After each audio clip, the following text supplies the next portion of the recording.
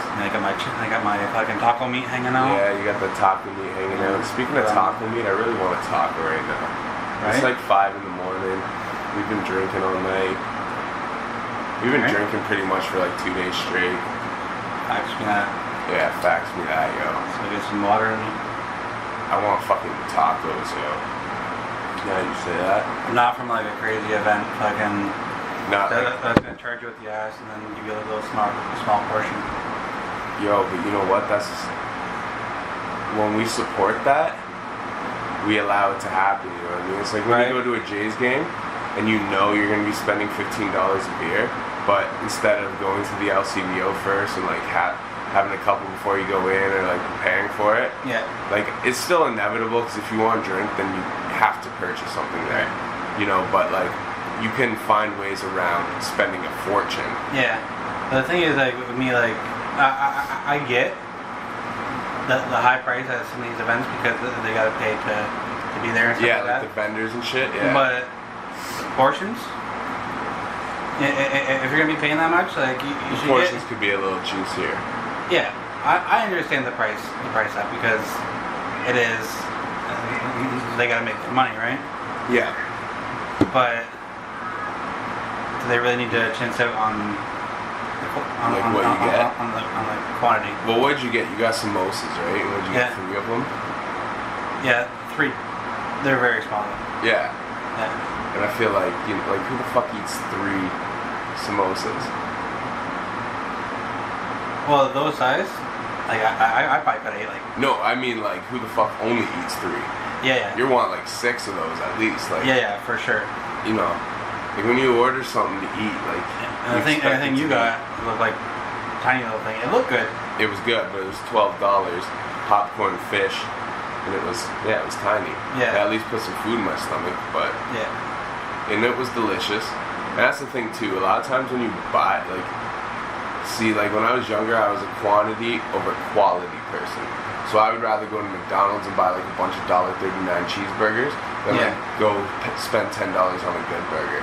But as I've gotten older, I've kind of learned more to appreciate the quality over quantity. Yeah. I'd rather eat something good that costs like 10 times as much than eat like a bunch of fucking shitty cheeseburgers that make me feel sick. Right. So it's like, it's kind of like that balance, like about like, you know, sometimes you overpay for a little amount of food, but then other times you find like a gem that's like fire. Yeah, there is some places that are fire, that are cheap, that give you a good quantity, but there are very few in between.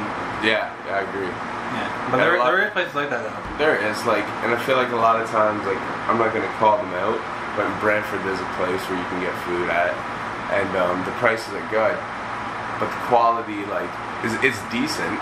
You know what I mean? Like, it's not bad, but it's the fact that, like, when you're paying less, you have to understand that nothing you're eating is fresh. Like, it's it's frozen, it's bought. You know what I mean? Yeah. And if you want something fresh and you're paying more for it, because first you have to pay for the time, the labor to create it, but like, there's things that go behind it, right? So, and that's the thing. Like, I just, as I've gotten older, I try to, you know, something fresh just is so much more appealing to me. Yeah, but if I'm gonna pay like a large amount, I want to be actually like satisfied. That's the thing that, Yeah, if I'm gonna pay, I don't mind paying the whole thing if I'm satisfied. Yeah, and that's one thing I fucking hate about eating, and especially like at places you've never been to. You don't know how to gauge how much to order. Yeah. And then like sometimes you leave and you're like, whoa, that was so much food, like I'm stuffed. But then other times you leave and you're like, fuck, like, wanna go to Wendy's now? Yeah. Even though you just ate somewhere nice, you're like, I need something else to eat. Yeah, exactly. So like, yeah, that's the thing about food. It's like, as amazing as eating out is, it's like, it's such a like fucking, you know, like it's such a game. Yeah. We were talking about too, it's like, it's like when you go someplace, you pay for something, and like you know you can make it better. That's like, yeah, that's like top level whackness right there. That's like, yeah. And a lot of times when I go to places, like we'll look at the menu, and like I'll like be stuck between a few things, and I'll say like what do you think I should get out of these? And she'll literally say, she's like, well, I feel like we can make this, we can make this. Like, this is something that we generally couldn't really make. I do that, yeah. Yeah. I try to, I like, even if I'm craving something else, it's like a lot of times I go for the thing that I feel like I couldn't really make at home. Yeah, I go the same route. But meanwhile, that's like not much anymore because I'm the chef boy of G. Eddie G. And I get my shit on. Cook. You know? Great chef. Yeah, what would you say? I really liked it. Was it Glenn Kwan? Glenn Kwan, the chef. Yeah. And I was like, woo! Yeah, I was really trying to make your name rhyme with Raekwon, but there's no parts of your name that rhymes remotely with Ray or Kwan. So yeah. the best I can come up with is Glenn Kwan. Yeah, I liked it. So we got single dads versus single moms. Like, I think the single dads like have it like, I think girls are more interested in the single dad than guys are interested in the single mom, for sure. Yeah. See, I feel like if you're a single dad, like I feel like certain girls will find it admirable. They find it like, it's like, you know, like some girls be like, oh, when I see a guy at the grocery store shopping with his kid, like that's so hot to me. A lot of times those are single moms. You know what I mean? It's like, it's women who understand the struggle. Like, it's like, okay, yeah. it's like anything in life. Like when someone, I don't know, you know what I mean? And a lot of times those women, if they're a single mom, are used to having a deadbeat father in the picture. So like the idea of a guy, you know what I mean? Yeah. So I feel like that's like one of those things that like, yeah, in cases it's true, but I personally feel like a single woman that doesn't have kids, she looks at you if you have a kid almost like you have baggage. Like, and the only reason I say that example is because my dad was trying to, you know, hang out with my mom for a period of time. Yeah. And if he wasn't so eager, if he wasn't so persistent, yeah, I wouldn't be here today. Because she wasn't interested at first because he had a kid, you know, she didn't want to take on all this baggage. But over time, she was like, okay, yeah. Like, you know, he's a nice guy, he's into me, like, let's give it a shot. And look at them now, they're happily, 30 years married? Yeah. So, and that goes to say one of two things. Yeah. The point we're talking about, but also another point that I like to stress to people is if you feel like you can achieve something or accomplish something, then do it and go for it. Because, you know, not everything in life is easy, but if it's something you want, you put the effort for it, a lot of times it will come to be. I always find like, all depends on really like what the woman wants at the time. If she wants to have, plus that can do with age too. Maybe like some of the girls in their 20s or whatever can look at the guy as, oh, he has baggage or whatever like that. But then like a girl like in her 30s might look at that as, oh, like he's somebody I want to be with, like, you know. I agree. I think there's a lot of things that go into play, but I just I wouldn't say it's like one of those sure shot things that like. Yeah. And almost like single moms, like I almost find like, I don't know, over the last little bit, like I find a woman like kind of almost like sometimes can like develop more after a kid. So it's like a single mom is like sometimes the girl that doesn't have kids sometimes is, I don't know, not fully developed like body wise, juice out and stuff once you start like breastfeeding and all that stuff. And, no, I agree with you, but there's also a thing when a woman gives birth for like I couldn't say how long, but for at least a couple days after, if not a week or so after, they have this glow to them that's like like I've seen girls that I was never attracted to, and that like within the week after they gave birth, I was like, this girl's like hella attractive right now. Yeah. And it's because like I can't explain it, but it's like this like glow they give off. But that being said as well, the thing with single moms It's not this. I have no problem. Like, but when I was single, even if I liked a single mom, I almost kind of strayed away from them because I just felt awkward. I was like, how do you approach it? You know what I mean? Like, what am I? Firstly, like, you got your kid. You're not just gonna leave the kid and come hang out with me where I'm at. Right. And what do? I just come over to your house and hang out with your kids there? Like,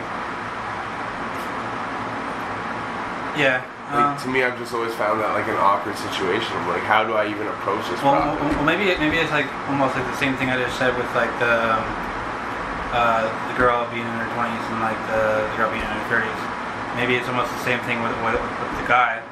Because I don't know, even when I was in my 20s, I'm in my 30s now, but I almost felt the same way you're saying. But now I'm in my 30s and I'm like, I don't have any kids myself, so it's like, I don't know, I even feel like maybe I could be a good stepdad. I don't even know, because I'm in my 30s now. Maybe it's the same thing I just said about the women in their 20s and the women in their 30s. It could be the same thing with the guys in their 20s. Because like a lot of times, single moms, I wasn't really too. We'll see, and I dig like, that. I wasn't too keen to like push and try and in my 20s, but I'm like, I see some of these girls now, and like it's almost like I see like they're a good single mom. It's almost like that's a more. Another factor to kind of look at is like, oh, I like that too. Well, yeah, you know? and that's what I'm saying. I'm not saying I dislike single moms. I'm saying like I find them attractive. You know, like I find like any walk of woman has attractive qualities, right? Yeah. What I'm saying more so is the fact that I just don't know how to approach that situation. Almost, it's just weird for me because like I don't want to be that guy that like. The kid wakes up in the middle of the night, like, and has a bad dream, and I'm just like that random guy at the house, fucking in bed with your mom or something. Like, I've dated girls in the past who have like literally like when their parents split up. Like, I've never dealt with a split up either, right? With my parents, they're still together, which is pretty rare. So my parents split up before I remember them being together. Really? Yeah. So you grew up used to it. Yeah. But yeah, like, and I just so. As much as I know that does bother and damage like children in their younger ages and stuff when that happens, I don't understand it because I've never been through it, right? But I do know a fact that a handful of people I know, when their parents did split up, they would catch them with either a random man or a woman, or a man or woman they knew from different reasons in their walk of life as a kid. Like doing, you know what I mean, like walk in on something happening, and that that was like almost a more damaging piece over the divorce or the split up itself.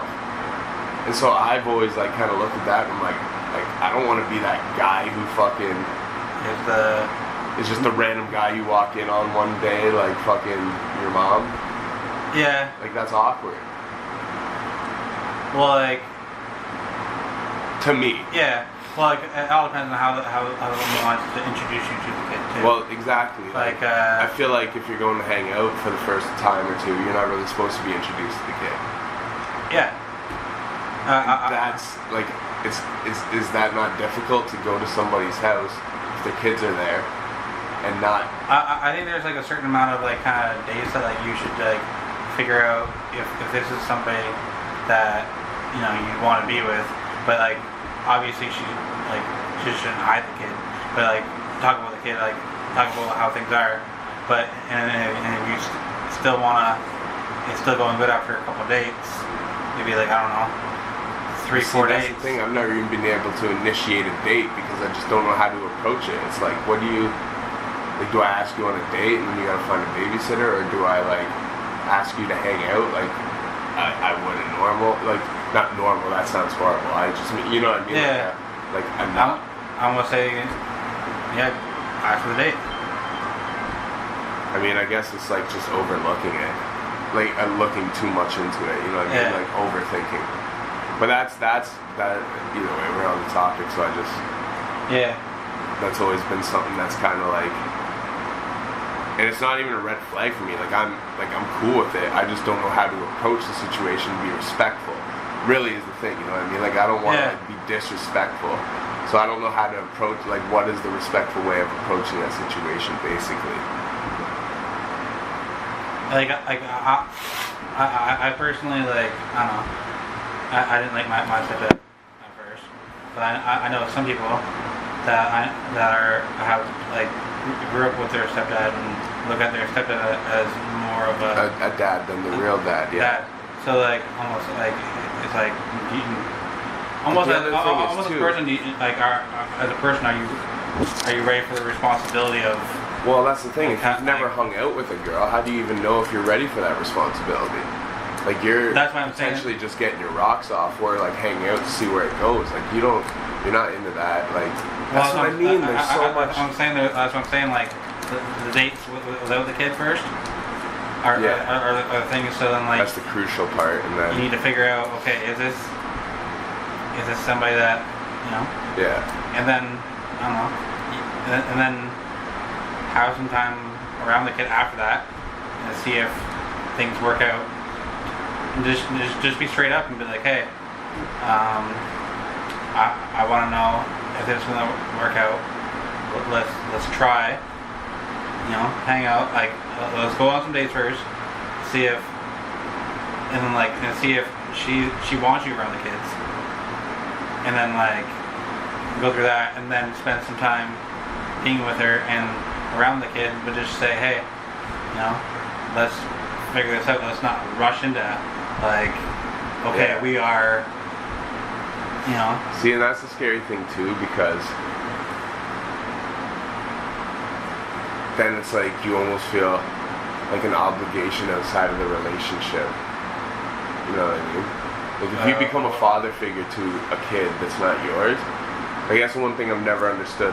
People who break up with their exes who had a kid that wasn't theirs, but they took care of them for 5-6 years, and then all of a sudden they're just not part of their life anymore. And they're well, I can't because it's awkward. I can't go around the mom or the dad. And it's well, what about that kid though? Yeah. That's confusing as fuck to the kid. I feel once you make that obligation. But are you gonna go into any relationship thinking, this isn't gonna work out? No, you don't. 5 years down the road, no, that's true. You don't go into that. But right? yeah. Meow. Meow. Yeah. The cat's in heat. She's ready to get pregnant. Okay, so Millie wants to be a single mom.